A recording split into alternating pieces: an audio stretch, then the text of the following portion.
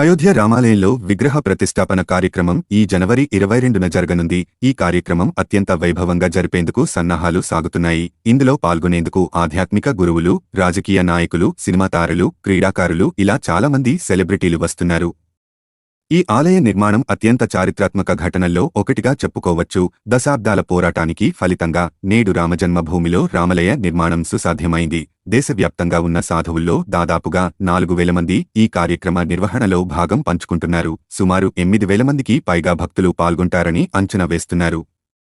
ఆహ్వానితుల్లో రాజకీయ నాయకులు, పారిశ్రామికవేత్తలు, నటులు, ఆర్మీ అధికారులు ఇలా రకరకాల రంగాలకు చెందిన ప్రముఖులు ఉన్నారని రామజన్మభూమి ట్రస్ట్ సెక్రటరీ చాంపత్ రాయ్ తెలియజేశారు. అయోధ్య రాముడి ప్రతిష్టాపనకు ఎదురుచూస్తున్న ఈ సమయంలో రామమందిర విశేషాలు కొన్ని ఈ వీడియోలో తెలుసుకుందాం. ఏ ప్రత్యేకతలు కలిగి ఉన్నాయి అంటే, పురాణాలను అనుసరించి అయోధ్య కోసల రాజ్య రాజధాని, సాక్షాత్తు దైవస్వరూపుడైన శ్రీరామచంద్రుడి జన్మభూమి. ప్రస్తుతం రామమందిర నిర్మాణం జరిగిన ప్రదేశంలో రామమందిర నిర్మాణం కావాలనే ఉద్యమం 19వ శతాబ్దంలో మొదలైంది. అక్కడ మసీదు నిర్మించి ఉండడం వల్ల అది వివాదాస్పదంగా మారింది.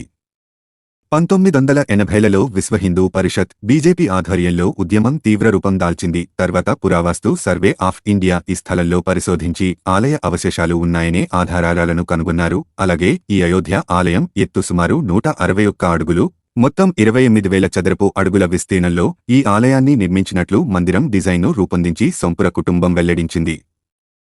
ఈ కుటుంబీకులు ప్రపంచవ్యాప్తంగా దాదాపుగా 100 ఆలయాలను రూపొందించాట.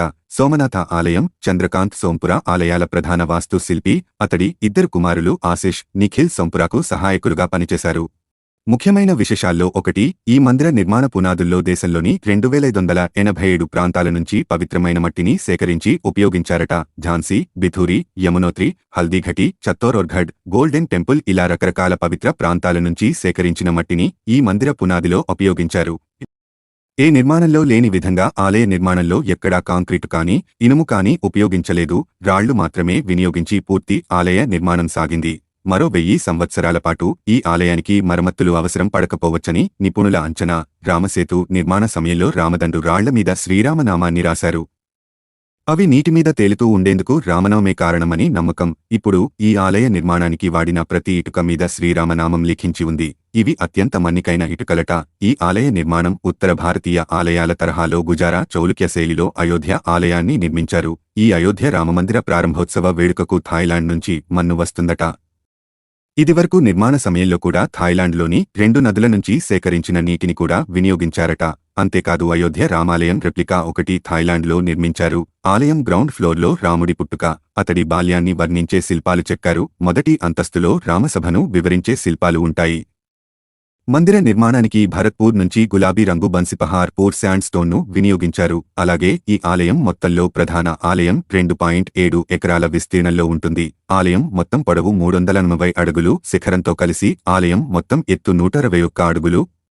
మొత్తం 3 అంతస్తుల నిర్మాణం, ఒక్కో అంతస్తు ఎత్తు 20 అడుగులు ఉంటుంది. రామమందిరం గ్రౌండ్ ఫ్లోర్లో 160 విభాగాలుగా, రెండో అంతస్తు 132 విభాగాలుగా నిలువు వరుసల్లో విభజించబడి ఉంటుంది. ఆలయానికి మొత్తం 12 ద్వారాలు ఉంటాయి. ఇలా ఎన్నెన్నో విశేషాలతో అయోధ్య రామమందిరం మన భారతదేశంలో ఒక అద్భుత కట్టడంగా విరాజిల్లబోతోంది.